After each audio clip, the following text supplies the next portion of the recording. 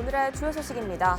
경기도교육청이 학부모와 경기도민을 대상으로 위안부와 강제징용 노동자 배상 문제 등 일본 과거사 교육 확대가 필요하냐는 질문에 응답자의 88.3%가 필요하다고 응답했습니다. 경기도 특별사법경찰단이 추석 명절을 앞두고 도내 추석 성수식품 제조 판매 업체를 집중 조사합니다. 주요 조사 대상은 식품 안전과 위생 상태입니다. 의정부시 공무원 노동조합이 직장 내 갑질 피해 신고센터의 문을 열었습니다. 센터는 각종 갑질 행위에 대한 신고를 접수하고 상담 후 조사가 필요하면 감사 담당관이 투입될 예정입니다.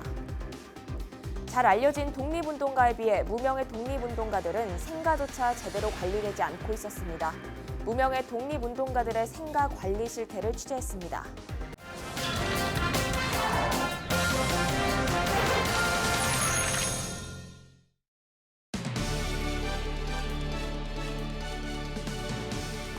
여러분 안녕하십니까? 헬로티비 뉴스 나라입니다. 경기도교육청이 학부모와 경기도민을 대상으로 일본 과거사 교육에 관한 설문조사를 진행했습니다. 10명 중 8명은 교육과정에서 일본 과거사 교육 확대가 필요하다고 답했습니다. 김소영 기자입니다. 경기도교육청이 경기도민 1,100명을 대상으로 역사적 사건을 물었습니다. 도민의 72.1%가 3.1운동을 꼽았습니다. 다음으로 5.18 민주화운동, 4.19 혁명 순이었습니다. 가장 우선적으로 교육해야 할 사건에도 68%가 3.1운동이라고 답했습니다.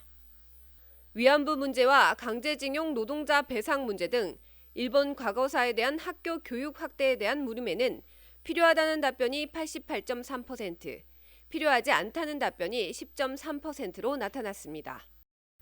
이어서 학생들이 일본 과거사 사과 요구와 일본 제품 불매운동 참여에 대한 의견을 물었더니 79.9%가 찬성한다고 답했고 16.9%가 반대한다고 답했습니다. 경기도교육청은 이번 조사를 바탕으로 사회적 이슈나 정치적 사안에 대해 학생들이 주체적인 판단을 내릴 수 있도록 근현대사 교육을 강화할 계획입니다. 또 학생들이 바른 역사관을 가질 수 있도록 역사 교육을 강화하고 다양한 프로그램을 개발하겠다고 밝혔습니다. 이번 여론조사는 경기도교육청이 여론조사기관 한국사회여론연구소에 의뢰해 지난 5일과 6일 도내 19세 이상 성인 남녀 1,100명을 대상으로 실시했습니다. 표본 오차는 95%, 신뢰 수준 플러스 마이너스 3.0%포인트, 응답률은 7.4%고 그 밖의 사항은 경기도교육청 홈페이지를 참조하면 됩니다. 헬로티비 뉴스 김소영입니다. 경기도 특별사법경찰단은 추석 명절을 맞아 도내 추석 성수식품 제조 판매 업체를 집중 조사합니다. 도특사경은 이달 19일부터 30일까지 한우 등 명절에 수요가 급증하는 식품을 제조 판매하는 업소를 대상으로 식품 안전과 위생 상태 등을 수사합니다. 불법 행위 적발 시 해당 제품을 압류하거나 유통을 차단할 방침입니다.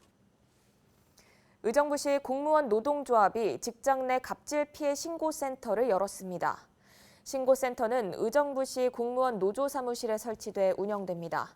센터에서는 금품 및 향응수수, 채용비리, 성폭력 등 갑질 행위에 대한 신고를 접수하고 상담 후 조사가 필요할 경우 감사 담당관이 투입될 예정입니다.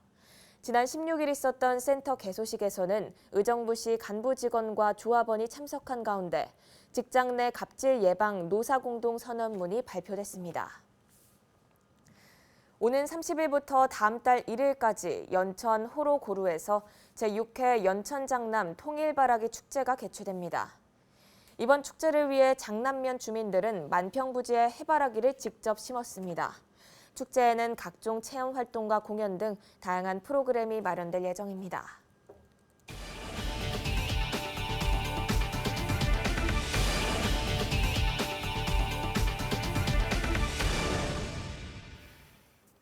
얼마 전이 8.15 광복절이었는데요. 매년 이맘때면 일제시대 항일 독립운동이 다시 관심을 받습니다. 그런데 혹시 독립운동가 이름 몇 분이나 알고 계신가요? 대중들에게 잘 알려진 소수의 독립투사 외에도 수많은 사람들이 독립을 위해 목숨을 바쳤는데요. 우리는 이분들의 업적을 어떻게 기리고 있을까요? 이지훈 기자입니다. 네모 반듯한 터에 자리 잡은 사당이 당당한 위용을 자랑합니다. 청산리 전투의 영웅 백야 김좌진 장군이 태어나고 성장한 곳입니다. 충남 홍성군은 지난 1991년 터만 남아있던 김 장군의 생가를 복원하고 기념관을 건립했습니다. 제 나라에 오직 독립을 위해서만 끝까지 일생을 바치신 분이 김좌진 장군이라고 보시면 됩니다. 하지만 이 전투에서 기억해야 할 인물은 또 있습니다. 노은 김규식 선생. 김규식 선생은 청산리 전투에서 보병 대대장으로 참전해 독립군의 승리에 기여했고 후에는 독립군 총사령관에 임명됐습니다. 독립기념관 홈페이지에 있는 선생의 사적 정보를 따라 생가를 찾아가 봤습니다. 생가터 주소지를 따라 도착한 곳은 자풀만 무성한 작은 동산입니다. 건물이 있었던 흔적도 보이지 않습니다. 이쪽이 안채고 저기가 바깥채고 그렇게 있었다고 그래요. 하지만 이를 알리는 표지석 하나 없습니다. 제가 이제 김규식 선생님이라고. 네, 전혀. 집터 바로 옆엔 현재 이렇게 길이 나 있습니다. 집터를 보면 땅 곳곳이 파헤쳐진 흔적이 있는데요. 조만간 이곳엔 신축 건물이 들어설 예정입니다. 여기 김기식 선생 무슨 생가터였다 이렇게 할 수가 있는데 남한테로 넘어갔으니까 그걸 못하더라. 남의 땅이 있기 때문에. 영웅으로 남은 사람과 잊혀져 가고 있는 사람. 무엇이 이 둘의 차이를 만들어낸 걸까? 김구 선생과 함께 상해 임시정부 수립의 주역이었던 조수왕 선생. 우리나라 최초의 독립선언서인 대한독립선언서 초고를 작성하는 등 임시정부 헌법에 초석을 다졌다는 평가를 받고 있습니다. 조 선생에게 조국 광복은 자신의 생명과도 바꿀 만한 것이었습니다. 우리 조국을 광복하오리다. 만일 그렇지 못하게 되면 나의 몸을 불에 태워 드디어 주시오. 대한독립 만세, 임시정부 만세. 우리 정부는 그를 어떻게 예우하고 있을까? 경기 북부의 시골 마을. 작은 주택들 사이로 복숭아밭이 있습니다. 조수환 선생의 본가가 있었던 곳입니다. 이제 일가들이 나머지 형제들이 여기서 다 태어나신 곳이죠. 아, 여기서요? 다른 그러니까 독립운동 다른 그 형제들이 다 여기서 태어나신 거죠. 가옥은 모두 사라졌고 밭으로만 이용되고 있습니다. 조 선생의 흔적은 주민들의 기억 속에만 흐릿하게 남아 있습니다. 조성 선생님 어떤 분이신지 아세요? 대충 뭐 독립운동 하신 분만 좀 알고 있죠. 한때 이곳에 본가 복원이 추진되기도 했지만 주민 반대로 무산됐습니다. 반대하지요. 뭐 여기 땅 역할 못하니까. 현재 현충시설로 지정된 독립운동가 생가는 전국에 총 44곳. 이 중에서 복원된 곳은 26곳으로 대부분 이름이 알려진 독립운동가들의 것입니다. 독립운동하는 높고 낮음은 없다고 생각을 해요. 유명하신 분들은 그 선양 사업에 대한 거라든지 국가라든지 기타 지방자치에서 많이 활성화시키고 알리고 또 영웅시를 많이 했잖아요. 그러다 보니까 나머지 분들은 상대적으로 박탈당하지 않았나. 독립운동가 생가의 관리권은 생가별로 개인이나 지자체, 기념사업회 등 모두 제각각으로 나뉘어져 있습니다. 따라서 정부가 나서 모든 독립운동가 생가를 복원할 수 없다는 게 국가보훈처의 설명입니다. 소유주의 동의가 있어야 이제 하는 거고 필요하다고 판단이 되면은 저희 소유주께 이런 사항 안내해드리고 지원 신청을 하시라고 이렇게 계속 안내를 해드리고 있습니다. 다만 국가보훈처는 생가를 포함한 독립운동 시설에 대한 관리 강화를 위해 현충시설법 제정을 추진하고 있다고 밝혔습니다. 독립운동가들의 생가는 단순히 그들이 나고 자란 곳이 아닙니다. 자유와 독립을 향한 정신이 싹튼 곳이라는 점에서 의미가 적지 않은데요. 공이 크든 작든 유명이든 무명이든 그들의 생가는 우리의 귀중한 유산이 아닐 수 없습니다. 플로티비 뉴스 이지훈입니다. 지속적인 교류는 평화의 씨앗이 될 수 있죠. 경기도가 북한, 더 나아가 동북아 농업협력 네트워크를 강화하기 위해 러시아 연해주에서 국제 컨퍼런스를 열었습니다. 김태희 기자가 취재했습니다. 북한의 산림 녹화를 위한 개풍 양묘장 조성부터 평양 당국리 농촌 현대화 사업, 황해북도 농자재 지원까지 북한과 다양한 농업 교류 협력을 이어온 경기도. 경기도가 추후 남북 농업 협력을 더 강화하기 위해 러시아 연해주 우수리스크에서 컨퍼런스를 열었습니다. 컨퍼런스에는 이화영 평화부지사, 이치범 동북아 평화경제협회 이사장, 브론즈 러시아 연해주정부 농업국장 등 한국과 러시아, 중국, 일본의 농촌 농업개발 전문가 40여 명이 참여했습니다. 이 자리에서 남북 교류가 활발히 이뤄질 경우 경기도와 북한의 농업을 연계할 수 있는 방안이 논의됐습니다. 또 중국과 러시아에서 북한과 농업협력 사업 추진의 기반을 마련할 수 있는 방법에 대한 다양한 의견이 오갔습니다. 북측이 굉장히 적극적으로 협력의 의지를 갖고 있다는 것이죠. 관계가 조금만 더 개선되어지면 아주 빠른 속도로 남북 병협이 이루어지지 않을까 이런 생각이 듭니다. 그런 측면에서는 이곳 연해주가 무엇보다도 굉장히 중요한 곳입니다. 경기도는 컨퍼런스에서 논의된 결과가 북한과 실질적인 농업협력 사업으로 연결되도록 남북 중러 네트워크를 활성화하는 데 힘쓸 계획입니다. 경기주TV 김태희입니다.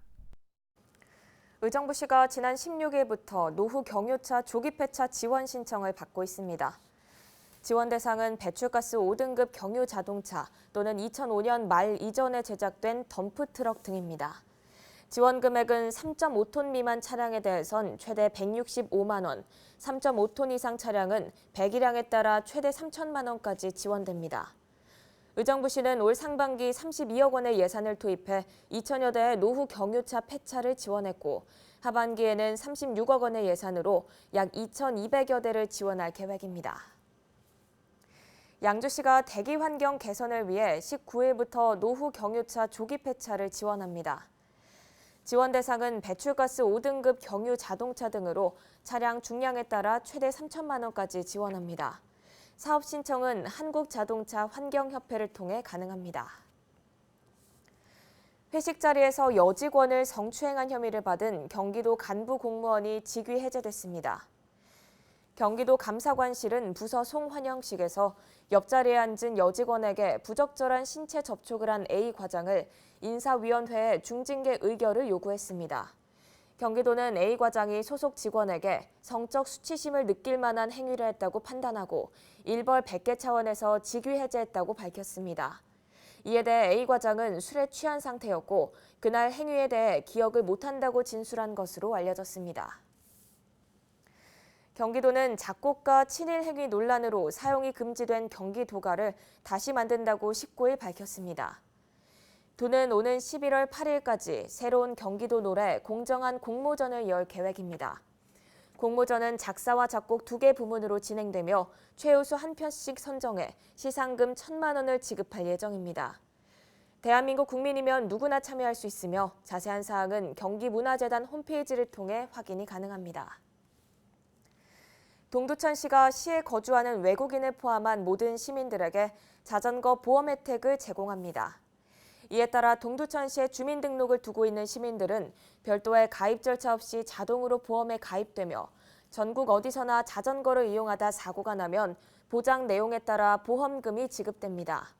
가입 기간은 내년 8월 10일까지로 자전거 사고로 입원하면 20만 원, 사망할 경우 1,500만 원의 보험금을 받게 됩니다.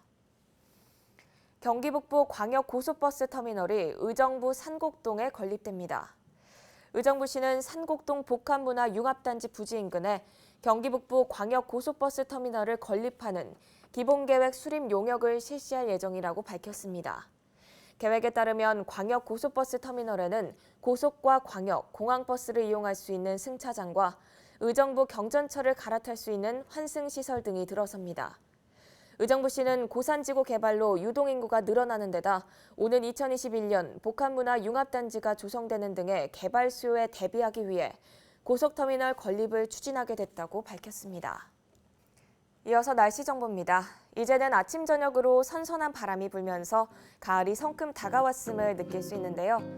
화요일 아침 최저기온은 19도로 20도 밑으로 떨어지겠습니다. 다만 낮 최고 기온은 32도까지 오르면서 무덥겠습니다. 주간 날씨입니다. 이번 주 수요일 오후에는 비 소식이 있습니다.